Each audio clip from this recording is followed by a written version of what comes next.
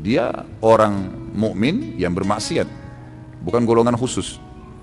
Tapi kan saya pernah jelaskan, kalau masih ingat, dosa dan maksiat itu dua-dua punya amal soleh dan dosa itu punya kenikmatan, gitu kan? Kita kalau ibadah kayak gini, antum hadir di majelis ilmu nih, kalau antum ikhlaskan niat, ada kenikmatannya nih. Kalau tidak nikmat, antum nggak bakal betah duduk. Ada sesuatu yang kita dapatkan, ada kenikmatannya ibadah itu. Dosa, seperti orang lawannya majelis ilmu ke diskotik, ke bar, ada kenikmatannya. Tapi dua kenikmatan nggak bisa disatukan, mustahil, nggak mungkin. Orang yang hadir di majelis ilmu, dia nggak akan hadir di situ. Orang yang hadir di situ, dia susah hadir di majelis ilmu.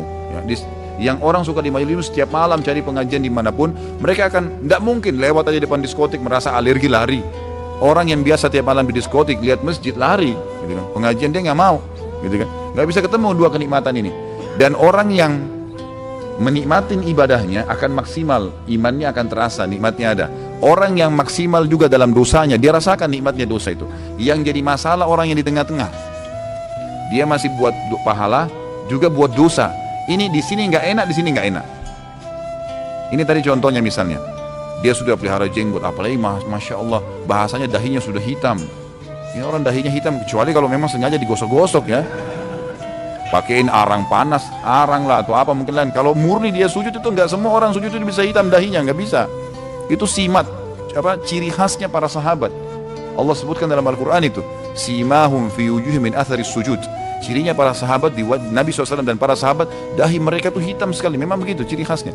Kalau dia betul-betul ini sujud kepada Allah SWT, kemudian dia masih berpacaran tadi, pastikan dia kalau jalan dan mau digandeng sama pacarnya, dia ketakutan tuh. Karena dia masih ada ibadahnya, tapi juga masih maksiat.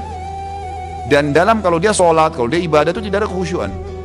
Nggak ada kekhusyuan, karena masih ada dosa yang mengganjal. Nggak bisa bersatu dua ini. Saya kasih contoh lain.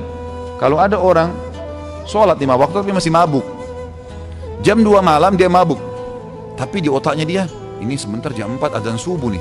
Enak nggak mabuknya? Nggak enak mabuknya, setengah-setengah itu. Karena dia masih pikirin sholat.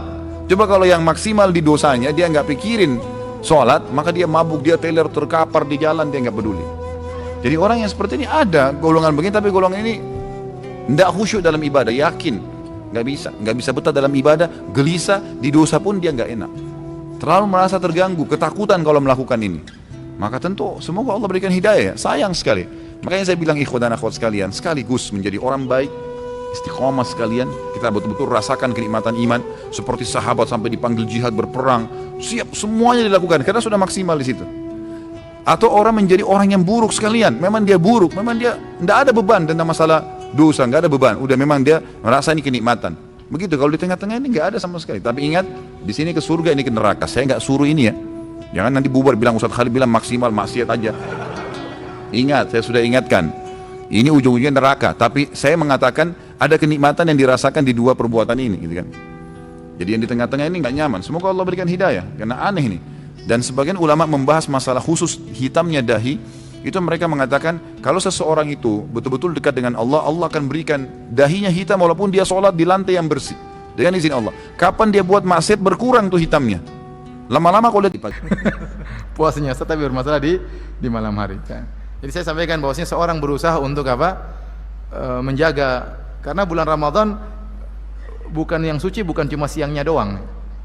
Jangan lupa, yang berkah itu bukan cuma siangnya doang, malamnya juga apa? Berkah. Maka seorang berusaha tidak bermaksiat baik di siang hari maupun di malam hari ya. Karena kalau dia lepaskan pandangannya melihat apa saja, ya terutama di HP, hati-hati dibuka macam-macam, lihat aurat wanita, dan di mana-mana iklan pasti aurat wanita kelihatan. Kemudian dia lihat terus, dia pandangi dan dia dia tatapi, kemudian dia renungkan. Nah, ini membatal pahala puasanya kena roaming. Pahala puasanya kena roaming. Saya ditanya sama orang, Ustadz, umroh saya bagaimana Ustaz? Kenapa umrohmu? Habis umroh Ustaz, travel bawa kita ke Mesir. Sampai di Mesir kita nonton tari perut.